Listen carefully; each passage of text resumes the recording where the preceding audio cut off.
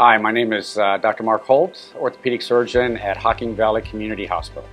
Hello, I'm David Vaziri. I'm an orthopedic surgeon at Hocking Valley Community Hospital. Today we're going to be talking about arthritis. Arthritis is a condition of the joint where there's inflammation and damage to the joint, specifically the joint cartilage. A person can develop arthritis based on their age, based on having a trauma to a joint, or it can be hereditary in some cases. In general, we see arthritis in the older age population.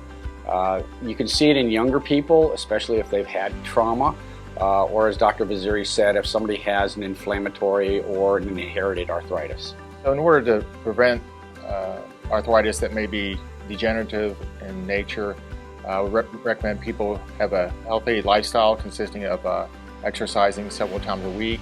Try to manage your weight, keep it down, because as we get older, the added weight will cause more wear and tear on the joints. Generally, someone with arthritis will have pain in their joint region.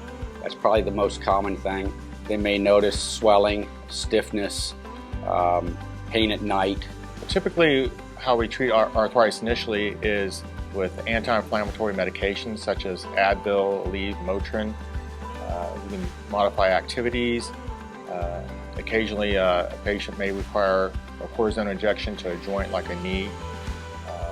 Ultimately, if a patient has severe arthritis, which is not improved by conservative measures, a person may need a joint replacement. And joint replacements may involve the shoulder, knee, hip, and even ankle these days.